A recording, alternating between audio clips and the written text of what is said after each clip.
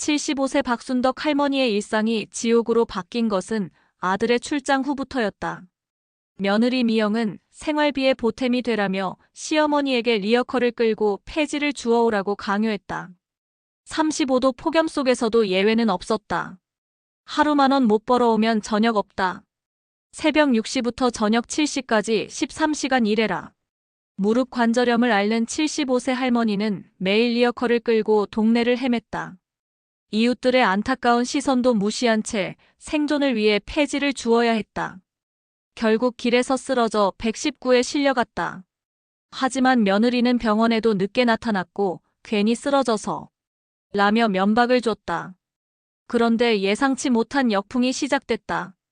할머니의 참담한 현실이 동네에 알려지기 시작했고 복지관과 동주민센터가 개입했다. 며느리를 향한 이웃들의 시선이 차가워졌고 소문이 퍼졌다. 시어머니를 학대하는 며느리라는 꼬리표가 따라붙으며 사회적으로 매장당하기 시작했다. 과연 이 가족에게는 어떤 결말이 기다리고 있을까? 며느리가 받은 진짜 응보는 무엇이었을까? 그리고 75세 할머니는 어떻게 마지막 승부수를 던졌을까? 7월의 태양이 작은 주택가를 내리쬐고 있었다. 아스팔트에서 올라오는 열기가 아지랑이처럼 흔들리는 오후, 박순덕 할머니는 좁은 골목길을 천천히 걸어가고 있었다. 75의 나이에도 허리는 아직 곧게 펴져 있었지만 무릎 관절염 때문에 걸음걸이가 예전 같지 않았다. 어머니 또 어디 가세요? 집 대문 앞에서 김미영이 날카로운 목소리로 물었다. 30대 중반의 미영은 파마를 한 머리를 높게 틀어 올리고 화려한 원피스를 입고 있었다. 결혼한 지 벌써 10년이 넘었지만 아직도 시어머니를 대하는 태도는 서먹했다. 아, 미영아, 잠깐 마트에 가려고 했는데. 마트요. 어머니가 뭘 사러 가세요? 필요한 건 제가 다 사다 드리는데. 순덕의 표정이 어색해졌다. 사실 마트에 갈 일이 있었던 것은 아니었다. 그저 답답한 집안에서 벗어나 바람이라도 쐬고 싶었을 뿐이었다. 그냥 답답해서 나가려고 했어. 답답하다고요? 미영의 눈썹이 치켜 올라갔다. 아, 그런데 어머니, 요새 생활비가 많이 들어서 걱정이에요. 생활비, 네, 어머니 용돈도 드려야 하고 병원비도 들고 혹시 어머니가 뭔가 도움이 될 수 있는 일이 있으면 좋겠는데요. 그게 뭔데? 요새 폐지값이 많이 올랐다고 하더라고요. 어머니가 리어커 끌고 나가서 폐지 좀 주워오시면 어떨까요? 고물상에 가져다 팔면 용돈도 되고 우리 생활비에도 보탬이 되고요. 순덕은 깜짝 놀랐다. 리어커를 끌고? 네, 다른 할머니들도 다 하시잖아요. 어머니도 몸이 건강하시니까 못하실 이유 없잖아요. 미영아, 내가 이 나이에 어머니 나이가 뭐가 중요해요? 집에서 놀고만 계시는 것보다 낫잖아요. 그리고 요새 생활비가 얼마나 많이 드는데요. 미영이 나간 후 집은 갑자기 조용해졌다. 순덕은 더위에 지쳐 안방에 누웠다. 리어커를 끌고 폐지를 주우라는 말이 머릿속에서 맴돌았다. 아들 창원은 건설회사에서 현장 감독으로 일하고 있었다. 요즘 맡은 아파트 공사 때문에 새벽에 나가서 밤늦게 들어오는 일이 많았다. 40을 넘긴 나이에도 성실하고 우직한 성격은 변하지 않았다. 엄마, 내일부터 출장 가야 해요. 일주일 정도 걸릴 것 같아요. 창원이 저녁을 먹으며 말했다. 출장. 어디로? 순덕이 물었지만 대답한 건 미영이었다. 부산 쪽 현장이에요. 요새 워낙 바쁘거든요. 그래? 몸 조심해라. 순덕은 걱정스러운 표정을 지었다. 창원이 없으면 미영과 둘만 집에 있어야 했다. 예전부터 창원이 없을 때면 미영의 태도가 달라지는 걸 알고 있었다. 엄마, 저 없는 동안 미영이가 고생할 텐데 어머니가 좀 도와주세요. 당연하지. 걱정 마라. 하지만 순덕의 마음속에는 불안함이 자리 잡았다. 다음 날 아침, 창원은 짐을 싸서 일찍 나갔다. 오후가 되자 미영의 태도가 확연히 바뀌었다. 어머니, 오늘 날씨도 좋고 하니까 리어커 끌고 나가서 폐지 좀 주워오세요. 요새 폐지가 올라서 괜찮을 거예요. 오늘 네, 일찍 나가시면 다른 할머니들이랑 자리 경쟁도 안 하고 좋잖아요. 리어커는 베란다에 있어요. 미영이 나간 후 순덕은 베란다에 있는 작은 리어커를 바라봤다.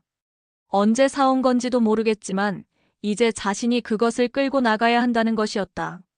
점심시간이 지나자 미영이 현관에서 신발을 신었다. 어머니, 저 친구들이랑 영화 보러 가요. 저녁 늦게 들어올게요. 그래, 조심해서 다녀와. 그런데 어머니, 저 없는 동안 꼭 리어커 끌고 나가세요. 빈손으로 들어오시면 안 돼요. 미영이 집을 비운 후 순덕은 어쩔 수 없이 리어커를 끌고 집을 나섰다.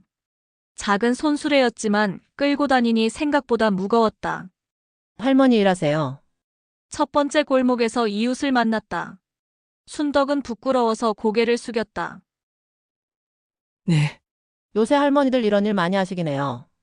동네 골목을 돌아다니며 버려진 박스와 신문지를 주웠다. 처음에는 어디서 주워야 할지도 몰라서 헤맸다. 다른 할머니 한 분이 도와주었다. 첫 번째세요? 이런 데서 주우시면 돼요. 3시간 동안 돌아다닌 후 리어커가 어느 정도 찼다. 고물상까지 가는 길에 순덕은 2번이나 쉬어야 했다. 무릎이 아프고 허리도 아팠다. 이거 얼마나 됩니까? 고물상 아저씨가 폐지를 달아봤다. 3,000원이요. 3시간을 고생해서 3,000원이었다. 순덕은 기운이 빠졌다. 할머니 처음이세요. 조금밖에 안 되네요. 다음엔 더 많이 가져오세요. 집에 돌아온 순덕은 침대에 쓰러지듯 누웠다. 저녁에 미영이 돌아와서 물었다. 어머니, 오늘 얼마나 받으셨어요? 3,000원. 3,000원요. 다른 할머니들은 10,000원씩도 받아온다던데. 어머니는 왜 이렇게 적게 받으셨어요? 처음이라. 어머니, 내일은 더 일찍 나가세요. 그리고 더 멀리 다니시고요. 미영이 집을 비우는 시간이 점점 늘어났다. 창원이 출장을 간 사흘째 되는 날, 미영은 아예 외박을 했다. 어머니, 고등학교 동창들이랑 여행 가기로 했어요. 내일 저녁에 들어올게요. 여행을? 갑자기? 예전부터 계획했던 거예요. 어머니 혼자 괜찮으시죠? 그리고 제가 없어도 매일 리어커 끌고 나가세요. 하루라도 빠지면 안 돼요. 순덕은 말리고 싶었지만 입을 열지 못했다. 며느리가 떠난 후 집은 더욱 조용해졌다. 그날 밤 순덕은 잠을 이루지 못했다. 혼자 있는 집이 갑자기 무서워졌다. 다음 날 아침 순덕은 몸이 좋지 않았다. 열이 나는 것 같고 식욕도 없었다. 그럼에도 불구하고 리어커를 끌고 나가야 했다. 할머니 몸이 안 좋아 보이시는데 괜찮으세요? 폐지를 던 중 만난 다른 폐지 줍는 할머니가 말했다. 괜찮아요. 이 일도 요령이 있어요. 새벽에 나와야 좋은 자리 차지하죠. 그리고 상가 뒤쪽으로 가면 박스가 많아요. 하지만 순덕은 새벽에 나갈 용기가 없었다. 그날도 오후에 나가서 겨우 2,000원어치만 주워올 수 있었다. 창원의 출장이 길어졌다. 예정보다 사흘이나 더 연장되었다. 미영은 이를 기회로 삼았다. 어머니, 오늘부터 어머니가 모든 집안일 해주세요. 저도 좀 쉬어야겠어요. 미영아. 내가 나이가 있는데 어머니, 집에서 뭘 하세요? 하루 종일 누워만 계시잖아요. 그리고 어제 폐지 주우러 나가셨는데 겨우 3,000원밖에 못 받아오셨잖아요. 다른 할머니들은 10,000원씩도 받아온다던데. 다른 할머니들은 젊으시니까. 어머니, 핑계 대지 마세요. 더 부지런히 돌아다니시면 더 많이 주울 수 있어요. 미영의 말에는 따질 여지가 없었다. 그날부터 순덕은 아침에 일어나서 밥을 짓고 빨래를 하고 청소를 했다. 그리고 오후에는 리어커를 끌고 나가서 폐지를 주워야 했다. 어머니, 오늘은 더 멀리 가보세요. 옆 동네까지 가시면 폐지도 더 많을 거예요. 미영아. 무릎이 너무 아픈데 어머니, 저희가 어머니 때문에 얼마나 고생하는지 아세요? 창원이는 어머니 병원비 때문에 얼마나 힘들어하는데요. 그런데 어머니는 조금이라도 보탬이 되려고 하지 않으시잖아요. 순덕은 가슴이 뜨끔했다. 얼마 전 무릎 주사를 맞는데 든 비용이 떠올랐다. 미안해. 내가 짐이 되는구나. 짐이 되신다는 게 아니라 좀 더 도움이 되셨으면 해서요. 그날 저녁 미영은 친구들과 저녁 약속이 있다며 나갔다. 어머니, 저 늦게 들어와요. 그리고 내일은 새벽 6시에 나가세요. 다른 할머니들이 오기 전에 좋은 자리를 잡으셔야 해요. 7월 말이 되자 폭염경보가 내려졌다. 낮 기온이 35도를 넘나들었다.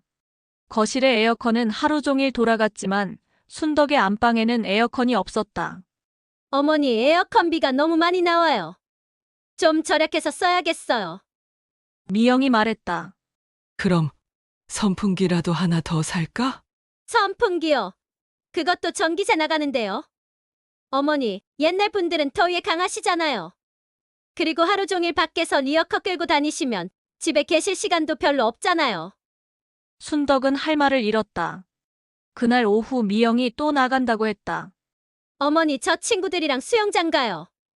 시원할 것 같아서요. 그래. 조심해서 다녀와. 그런데 어머니, 오늘 더워도 리어커 끌고 나가세요. 이런 날에 에어컨 틀어놓고 집에만 있으면 전기세만 나가잖아요. 밖에서 폐지 주워서 돈이라도 벌어오시는 게 낫죠? 이 더위에 다 돌아다니라고? 어머니, 하루 종일 집에만 계시잖아요. 이 정도 일은 하셔야죠.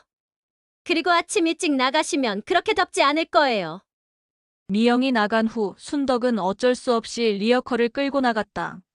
35도를 넘나드는 폭염에 아스팔트가 뜨겁게 달아올라 있었다. 골목을 돌아다니며 폐지를 줍는데 땀이 비오듯 흘렀다. 리어커를 끄는 손에 물집이 잡혔다. 할머니, 이런 더위에 나오시면 안 되는데. 지나가던 젊은 여성이 걱정스럽게 말했다. 괜찮아요. 고맙습니다. 순덕은 억지로 웃으며 대답했다. 2시간을 돌아다닌 후 순덕은 어지러워서 그늘에서 쉬어야 했다. 리어커 반쪽도 차지 않았지만 더 이상 견딜 수가 없었다. 고물상에 가져다 준 폐지는 겨우 2,000원어치였다. 집에 돌아온 순덕은 침대에 쓰러지듯 누웠다. 물을 마시고 싶었지만 일어날 힘이 없었다. 저녁 늦게 미영이 돌아왔다. 어머니, 오늘은 얼마나 받으셨어요? 2,000원. 2,000원요? 어머니, 이런 식으로 하시면 안 되죠? 다른 할머니들은 더운 날에도 10,000원씩 받아온다고 하던데요. 창원의 출장이 또 연장되었다. 벌써 2주째였다. 순덕의 상태는 더 나빠졌다.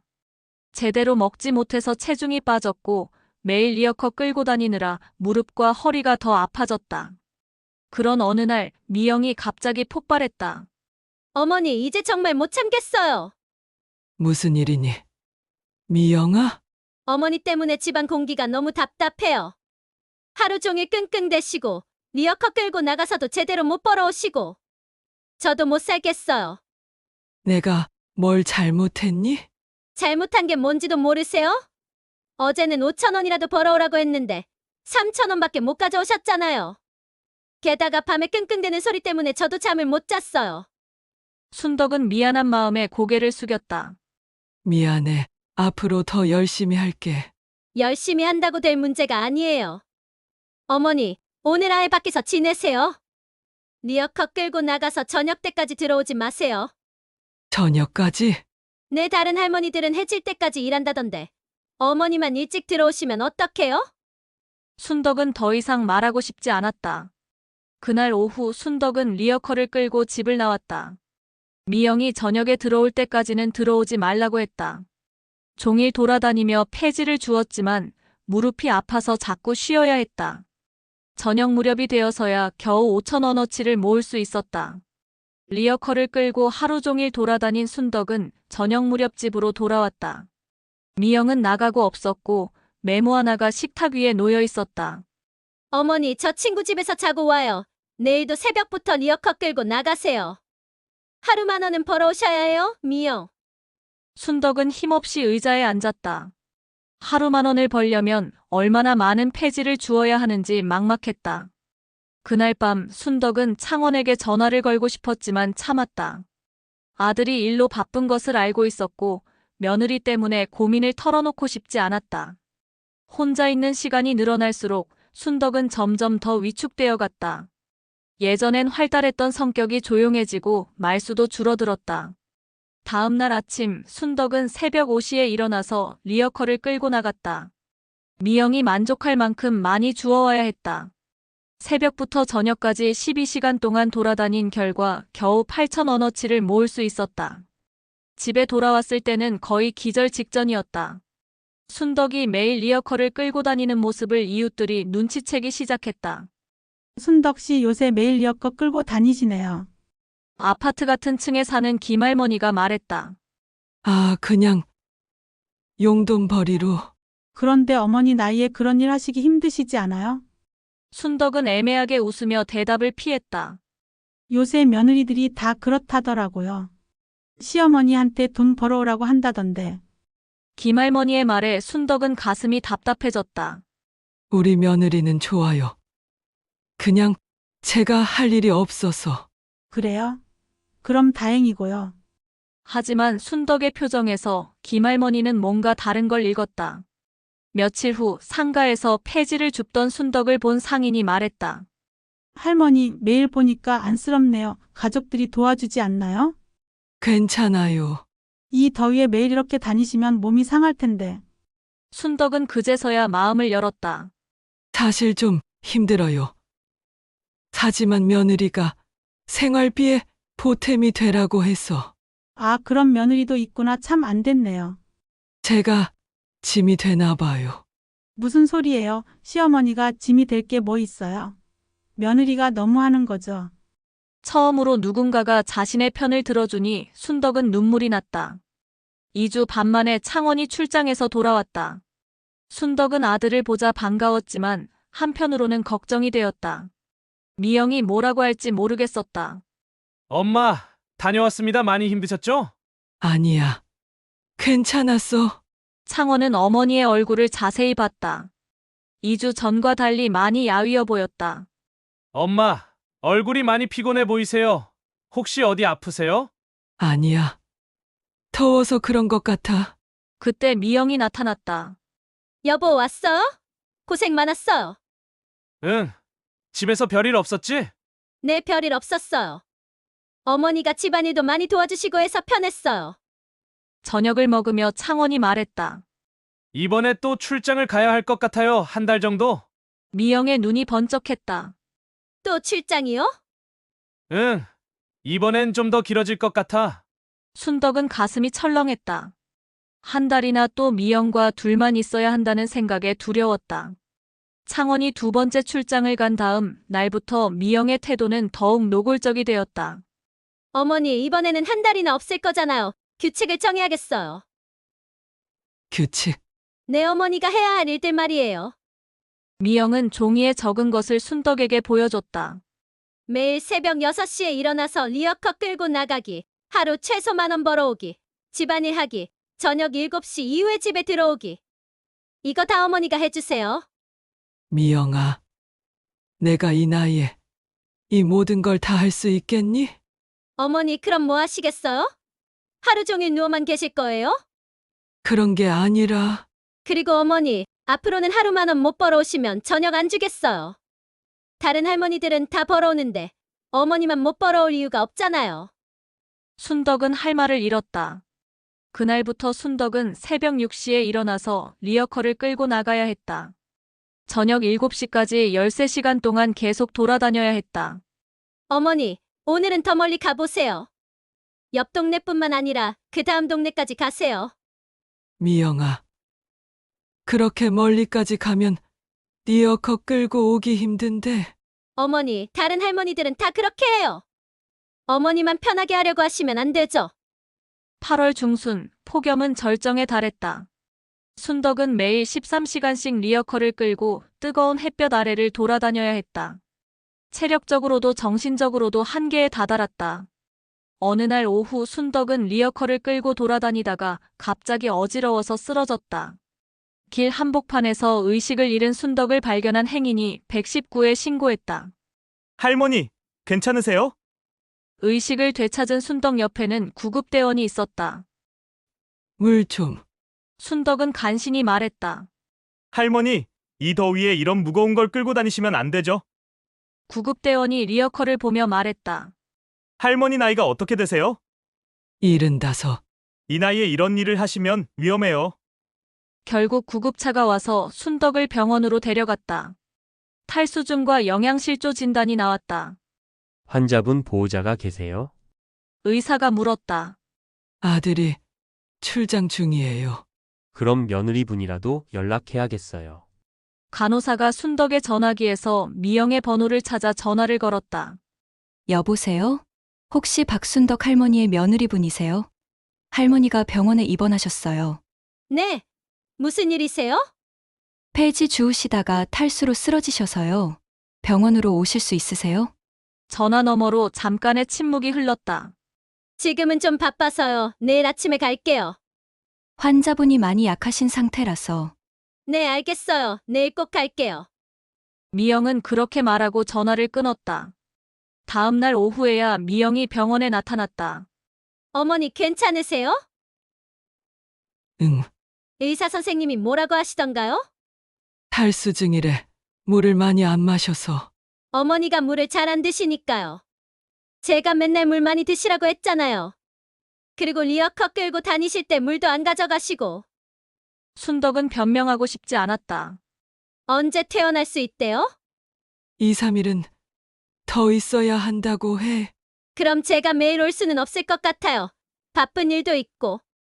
어머니 혼자서도 괜찮으시죠? 순덕은 고개를 끄덕였다. 그리고 어머니 창원 씨한테는 얘기 안 하는 게 좋을 것 같아요. 괜히 걱정시킬 필요 없잖아요.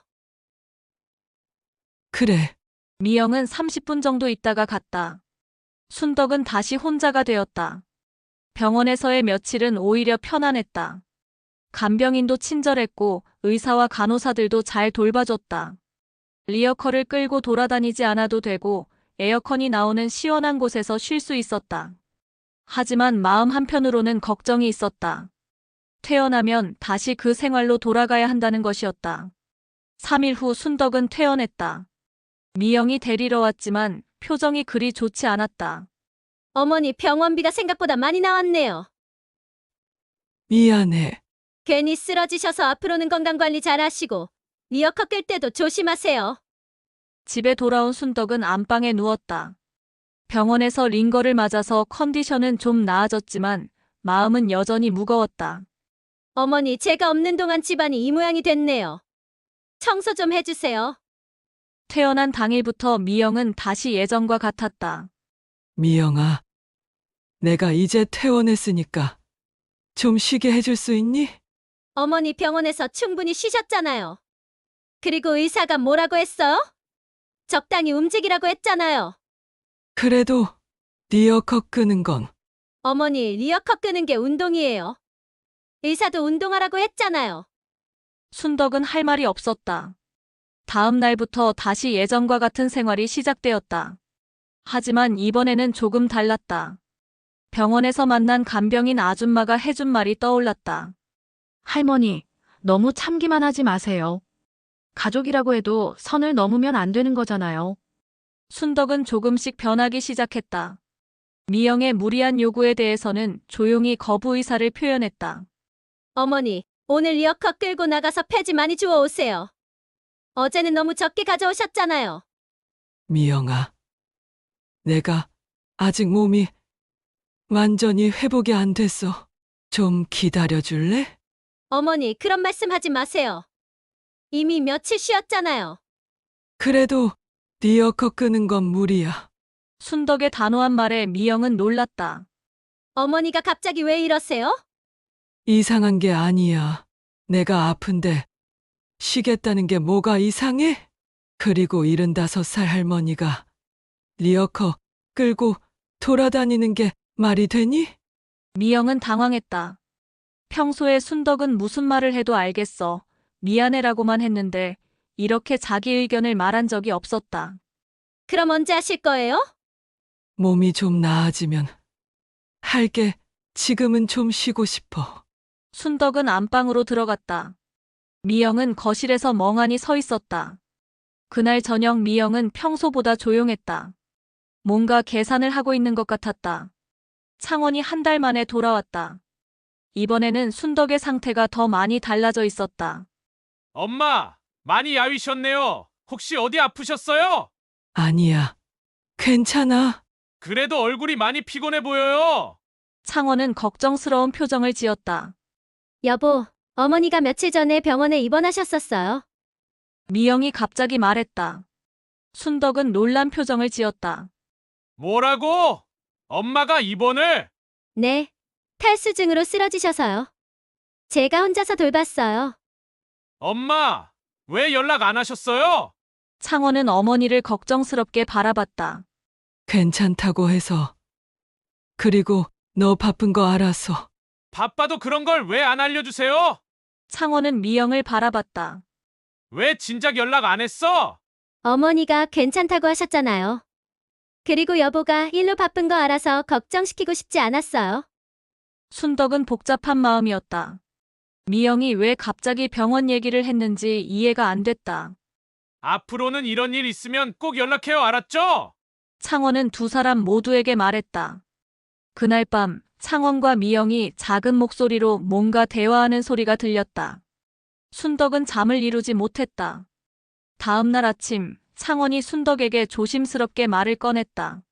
엄마, 미영이랑 상의해봤는데 무슨 얘기? 엄마 혼자서 힘드시잖아요. 그래서 주간 보호소 같은 데를 알아볼까 해서요. 순덕은 가슴이 철렁했다. 주간 보호소? 네, 낮에 가서 다른 어르신들이랑 시간 보내시고 저녁에 집으로 오시고. 창원아. 엄마, 쓰러지시기도 하고 저희가 제대로 돌보지 못하는 것 같아서요.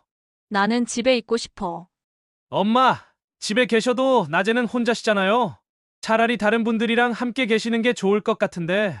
내가 짐이 되니? 그런 게 아니에요. 엄마 건강을 생각해서. 순덕은 더 이상 말하고 싶지 않았다. 순덕의 상황을 눈치챈 이웃들이 하나둘 관심을 보이기 시작했다.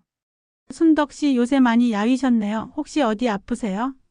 같은 층에 사는 김할머니가 물었다. 아니에요. 괜찮아요.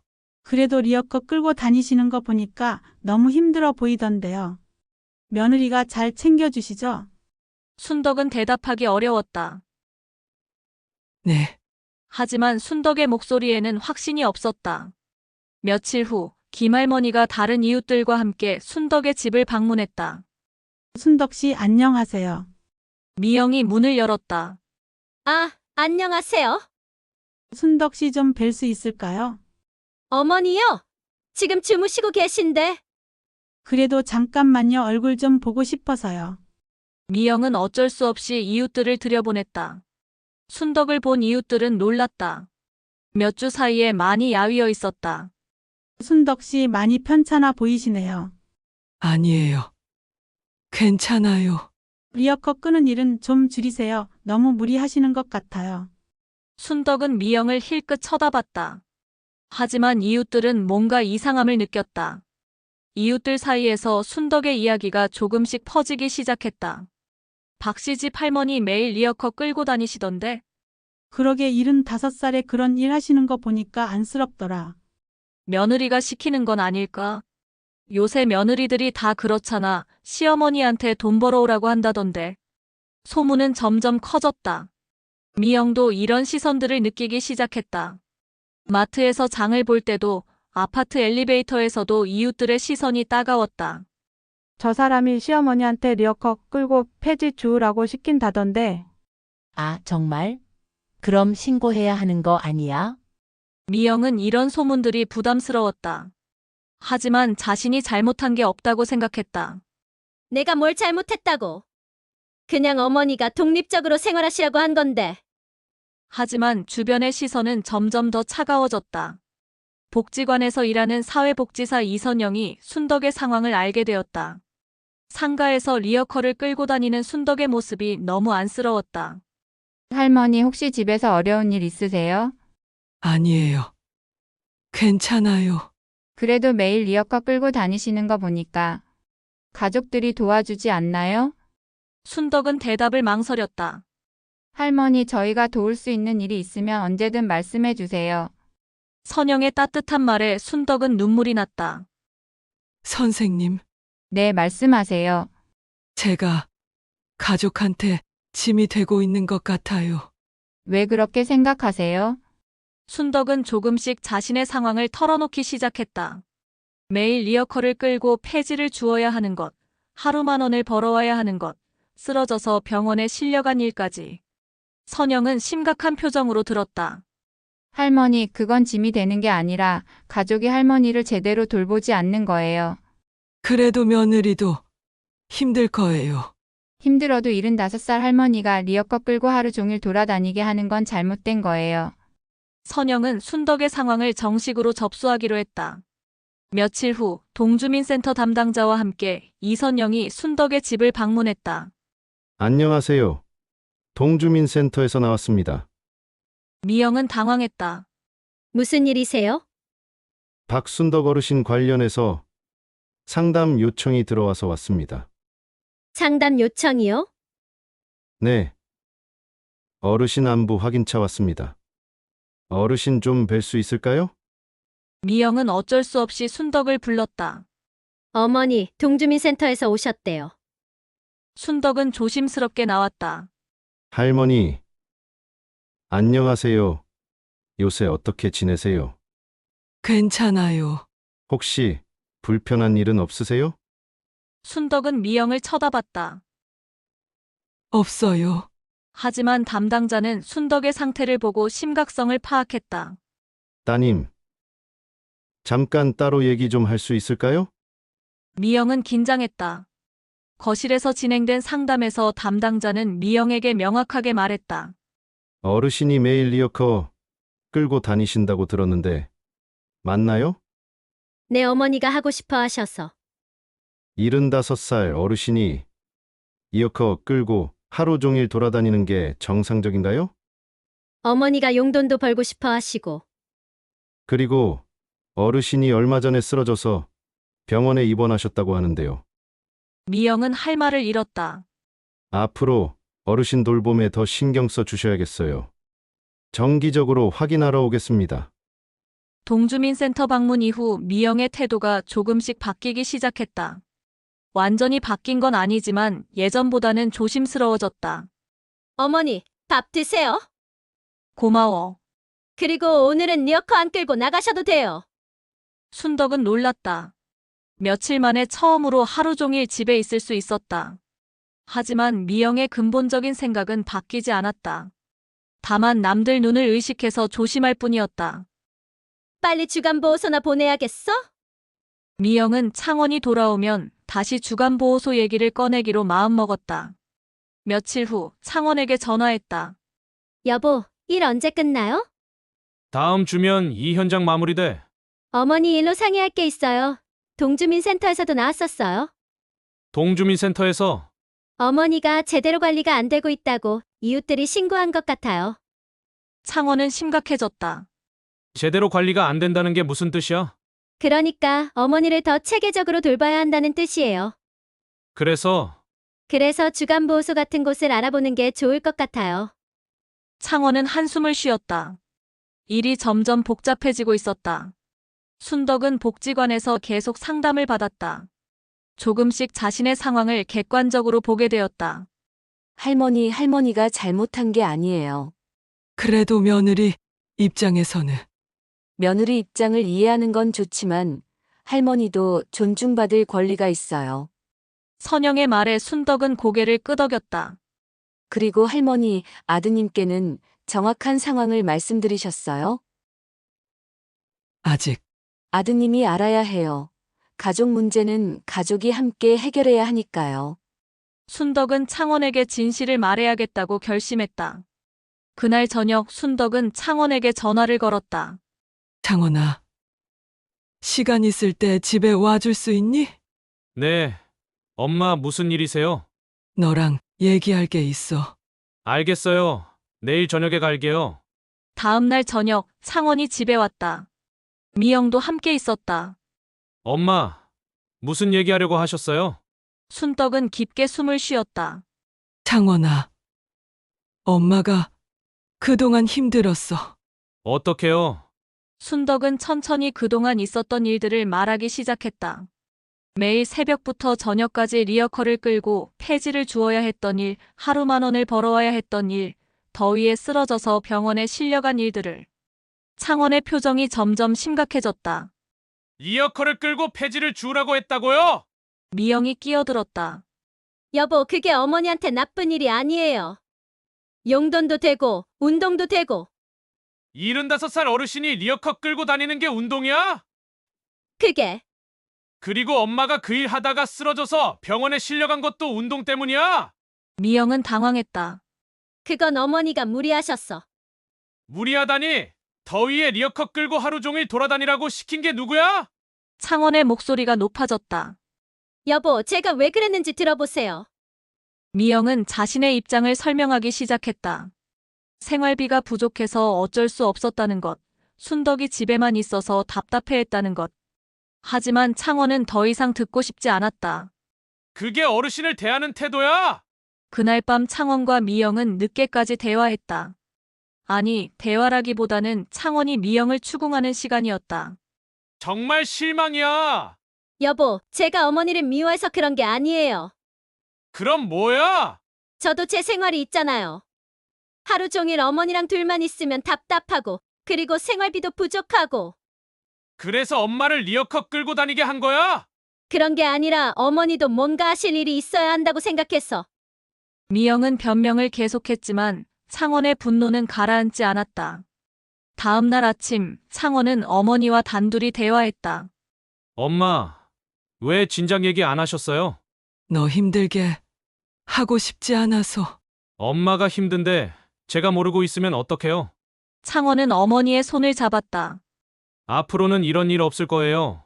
창원아, 미영이를 너무 나무라지는 마라. 그 애도 힘들었을 거야. 순덕은 여전히 며느리를 걱정했다. 엄마, 너무 착하셔서 문제예요. 창원은 한숨을 쉬었다. 며칠 후 미영은 혼자 앉아 생각에 잠겨 있었다. 창원의 차가운 시선, 이웃들의 수군거림, 복지관 선생님의 걱정 어린 말들. 처음에는 억울했다. 자신이 뭘 그렇게 잘못했다는 건지 이해가 안 됐다. 하지만 시간이 지나면서 조금씩 자신의 행동을 되돌아보게 되었다. 정말로 내가 너무했나? 순덕이 리어커를 끌고 쓰러진 모습, 더위에 지쳐 벤치에서 쉬던 모습, 병원에서 혼자 누워있던 모습들이 떠올랐다. 어머니도 사람인데, 나이 드신 분인데. 미영은 처음으로 순덕의 입장에서 생각해봤다.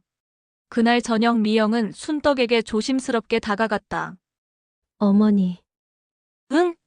제가 그동안 많이 힘들게 해드렸죠? 순덕은 놀란 표정을 지었다. 아니야, 미영아. 아니에요. 저도 생각해보니 너무했어요. 75살 어머니가 리어커 끌고 다니게 하다니. 미영의 눈에 눈물이 맺혔다. 어머니가 저 때문에 얼마나 힘드셨을까. 이제야 깨닫겠어요. 순덕도 눈물이 났다. 미영아. 어머니, 앞으로는 잘할게요. 정말로요. 다시는 리어커 끌고 나가라는 말 안 할게요. 두 사람은 그렇게 처음으로 마음을 나눴다. 그날부터 미영의 태도가 완전히 바뀌었다. 순덕에게 리어커를 끌라고 하지 않았고 오히려 쉬라고 말했다. 어머니, 제가 할게요. 어머니는 쉬세요. 괜찮아. 미영아, 내가 할 수 있어. 아니에요. 제가 해야죠. 그리고 어머니는 앞으로 리어커 절대 끌면 안 돼요. 미영은 진심으로 순덕을 돌보기 시작했다.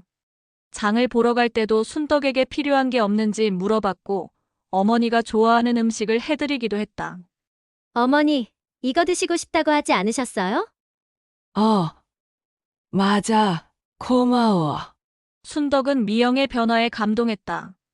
창원도 아내의 변화를 보고 안심했다. 미영이가 많이 변했네요. 응. 고마워. 엄마도 이제 편하게 지내세요? 하지만 순덕은 여전히 조심스러웠다. 이런 변화가 오래 갈지 확신할 수 없었다. 한 달 후 창원이 또 출장을 가야 한다고 했다. 이번에는 2주 정도였다. 엄마, 이번에는 미영이가 잘 돌봐줄 거예요. 알겠어. 순덕은 내심 걱정됐다. 창원이 없으면 미영이 다시 예전으로 돌아가지 않을까 하는 불안감이 있었다. 창원이 떠난 첫날, 미영은 평상시와 다름없이 순덕을 챙겼다. 어머니, 밥 드세요. 고마워. 그리고 오늘 날씨가 좋네요. 같이 공원에 산책이라도 갈까요? 순덕은 깜짝 놀랐다. 예전에는 혼자 리어커 끌고 나가라고 했는데 이제는 함께 가자고 한다니. 같이 가도 돼? 당연하죠. 제가 어머니와 시간을 보내고 싶어서요. 두 사람은 함께 동네 공원을 산책했다. 미영은 순덕의 속도에 맞춰 천천히 걸었다. 어머니, 여기 벤치에서 좀 쉬어가요. 고마워.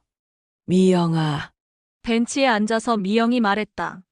어머니, 제가 그동안 정말 잘못했어요.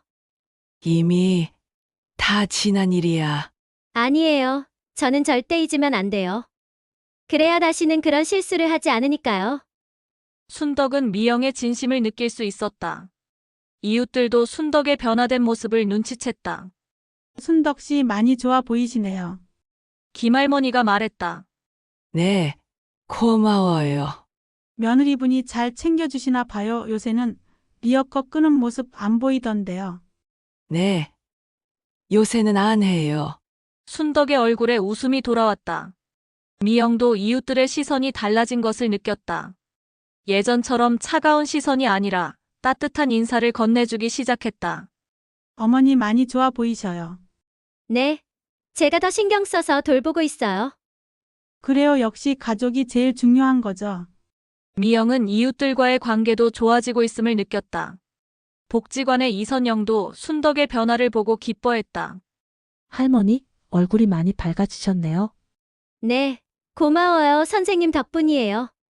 제가 뭘 했어요? 할머니와 가족분들이 잘 해결하신 거죠.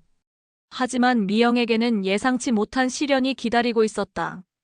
며칠 후 미영의 고등학교 동창 모임이 있었다. 오랜만에 친구들을 만난 미영은 기분이 좋았다. 미영아, 요새 어떻게 지내? 그냥 그래 너는? 나는 작년에 남편이랑 이혼했어. 친구의 말에 미영은 놀랐다. 왜? 무슨 일이 있었는데? 남편이 바람났거든. 그런데 내가 시어머니를 잘못 대했다고 비난하더라고. 시어머니를 잘못 대했다고? 시어머니가 아프실 때 제대로 돌보지 않았다나 뭐라나. 그게 이혼 사유 중 하나였어. 미영은 가슴이 철렁했다. 그래서 법정에서 내가 시어머니를 학대했다는 얘기까지 나왔어. 정말 창피했어. 친구의 이야기를 듣던 미영은 자신의 과거 행동이 떠올랐다. 나도 그런 일을 당할 수 있는 건가? 집에 돌아온 미영은 마음이 불안했다. 창원이 자신을 어떻게 생각하고 있는지, 이웃들이 자신을 어떻게 보고 있는지 신경 쓰이기 시작했다. 여보, 저 때문에 힘들었죠? 갑자기 왜 그래? 제가 어머니를 그렇게 대했는데. 창원은 미영이 진심으로 반성하고 있다는 걸 알고 있었다. 이제 잘하면 되잖아. 하지만 미영의 불안은 계속됐다. 며칠 후 미영은 동네에서 이웃들이 자신에 대해 얘기하는 것을 들었다. 그 집 며느리 예전에 시어머니를 리어커 끌고 다니게 했다던데. 정말? 지금은 어때? 지금은 괜찮은 것 같던데 그래도 한번 그런 사람은. 미영은 귀를 막고 싶었다. 자신의 과거가 계속 따라다니고 있었다. 며칠 후 미영은 마트에서 아는 사람과 마주쳤다. 미영아 오랜만이다. 중학교 동창이었다. 진수가 잘 지내? 응, 그런데 미영아, 내 얘기 들었어. 미영은 가슴이 철렁했다. 무슨 얘기? 시어머니를 미얀말하지 말아야 하는 건가? 아니야, 무슨 얘기인데? 시어머니를 리어커 끌고 다니게 했다는 얘기 들었어. 물론 지금은 잘하고 있다고 하던데. 미영은 얼굴이 빨개졌다. 누가 그런 얘기를 했는데? 그냥 동네에서 떠도는 얘기야 신경 쓰지 마. 하지만 미영은 신경 쓰지 않을 수 없었다. 집에 돌아온 미영은 우울했다. 자신의 과거 행동이 이렇게 오래 따라다닐 줄 몰랐다. 순덕은 미영의 상태를 눈치챘다. 미영아, 무슨 일 있니? 아니에요, 어머니. 얼굴이 안 좋아 보이는데. 미영은 순덕에게 자신의 걱정을 털어놓았다. 어머니, 사람들이 저를 나쁘게 본 것 같아요. 왜? 제가 어머니를 그동안 잘못했잖아요. 그 얘기가 다 퍼진 것 같아요. 순덕은 미영의 손을 잡았다. 미영아, 그런 거 신경 쓰지 마. 하지만 사람들은 금방 잊어버려. 그리고 지금 내가 잘하고 있으면 그게 더 중요한 거야. 순덕의 따뜻한 말에 미영은 울음이 났다. 어머니, 제가 어머니께 그렇게 했는데 왜 저를 위로해 주세요? 너도 내 딸이야. 내 가족이고. 미영은 순덕을 껴안았다. 어머니, 미영아, 앞으로만 잘하면 돼. 과거는 이미 지나간 일이야. 하지만 미영의 과거 행동에 대한 소문은 예상보다 심각한 결과를 가져왔다. 창원의 회사에서도 이 얘기가 퍼졌다. 누군가가 창원의 아내가 시어머니를 학대했다는 소문을 퍼뜨린 것이었다. 창원 씨, 집에서 힘든 일 많으시죠? 동료가 말했다. 무슨 말씀이세요? 아내분이 어머님을, 제가 괜한 말했나요? 창원은 당황했다. 누가 그런 얘기를 했나요? 그냥 동네에서 떠도는 얘기 같은데요. 창원은 집에 돌아와서 미영과 얘기했다. 회사에서도 우리 얘기가 나오고 있어. 정말요? 이런 식으로 계속되면 안 될 것 같아. 미영은 절망했다. 그럼 어떡해요? 시간이 지나면 괜찮아질 거야. 우리가 계속 잘하면서 살면 돼. 하지만 현실은 그렇게 간단하지 않았다. 순덕은 미영이 겪고 있는 어려움을 보고 마음이 아팠다. 며느리가 잘못했지만 이미 반성하고 있는데 계속 비난받는 것이 안쓰러웠다. 내가 뭔가 해야겠어. 순덕은 복지관의 이선영을 찾아갔다. 선생님, 제가 부탁할 게 있어요. 무엇을 도와드릴까요? 우리 며느리가 사람들한테 너무 비난받고 있어요. 어떻게요? 제가 예전에 힘들었던 얘기가 퍼져서 며느리가 직장에서도 문제가 생겼어요. 이선영은 상황을 이해했다. 그럼 어떻게 도와드릴까요? 사람들한테 며느리가 이제 정말 잘하고 있다는 걸 알려주고 싶어요. 좋은 생각이에요. 순덕과 이선영은 계획을 세웠다. 며칠 후 복지관에서 작은 간담회가 열렸다. 동네 주민들과 관련 기관 담당자들이 모였다. 순덕이 나서서 말했다. 제가 여러분께 말씀드리고 싶은 게 있어요. 사람들이 주목했다. 저희 며느리에 대한 얘기가 많이 나도는 것 같은데 제가 정확히 말씀드리고 싶어요. 무슨 말씀이세요? 며느리가 예전에 저를 힘들게 한 건 맞아요. 저한테 리어커 끌고 폐지 주우라고 했던 것도 맞고요. 하지만 지금은 완전히 달라졌어요. 리어커로 폐지를 주우라고 했다고요? 사람들이 놀랐다. 네, 그때는 며느리도 힘들었을 거예요. 생활비도 부족하고. 그런데 지금은 정말 좋은 며느리예요. 제가 아플 때도 밤새 돌봐주고, 제가 좋아하는 음식도 해주고, 그리고 이제는 리어커 끌고 나가라는 말도 안 해요. 순덕은 최근 몇 달 동안 미영이 어떻게 자신을 돌봐줬는지 자세히 말했다. 그럼 예전 얘기는 어떻게 된 거예요? 며느리도 사람이잖아요. 실수할 수 있는 거죠. 하지만 중요한 건 그 실수를 인정하고 고쳤다는 거예요. 순덕의 말에 사람들은 다시 생각해보게 되었다. 그리고 며느리 때문에 저희 가족이 오히려 더 화목해졌어요. 이제는 진짜 가족 같아요. 순덕의 증언 이후 동네 분위기가 조금씩 바뀌기 시작했다. 박 씨 집 할머니 말씀 들어보니 며느리가 정말 달라졌나 봐. 그러게 사람은 변할 수 있는 거지. 우리가 너무 가혹하게 판단했나. 이웃들 사이에서 미영을 보는 시각이 달라지기 시작했다. 김할머니는 미영을 만났을 때 말했다. 며느리 씨 요새 어머니 정말 잘 모시고 계시네요. 네, 당연한 일이죠. 어머니가 며느리 씨 자랑을 많이 하시던데요. 미영은 가슴이 뜨거워졌다. 정말요? 네, 정말 좋은 며느리 만나셨다고 하시더라고요. 미영은 눈물이 났다. 순덕이 자신을 위해서 사람들 앞에 나서준 것이 고마웠다. 동네 분위기가 바뀌자 미영의 직장 상황도 조금씩 나아졌다. 드디어 상황이 좋아지고 있었다. 그날 저녁 미영은 순덕에게 감사 인사를 드렸다. 어머니, 정말 고마워요. 뭐가? 어머니가 사람들한테 제 얘기를 좋게 해주셨잖아요. 당연한 얘기를 했을 뿐이야. 아니에요. 어머니가 아니었으면 저는 계속 손가락질 받으며 살았을 거예요. 순덕은 미영의 손을 잡았다. 미영아, 우리는 가족이야. 가족은 서로 도와야 하는 거야. 어머니, 그리고 내가 정말로 변했다는 걸 사람들이 알아야 하잖아.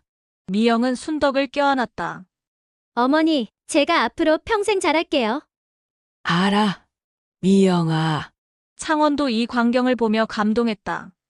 이제 정말 우리 가족 완성된 것 같네요.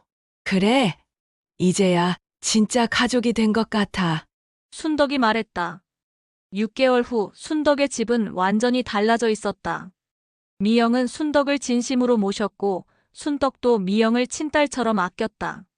어머니, 오늘 날씨 좋네요. 같이 나가실까요? 그래, 좋아. 두 사람은 함께 시장을 보고 카페에서 차도 마셨다. 이웃들도 이들 모녀의 사이를 부러워했다. 박씨 집 며느리 정말 효녀네. 그러게, 시어머니랑 저렇게 다니는 거 보면 부럽기까지 해. 예전에는 할머니가 리어커 끌고 다니시던데 이제는 며느리가 모든 걸 다 해드린다더라. 사람이 정말 변할 수 있구나. 복지관의 이선영도 이들의 변화에 감동했다.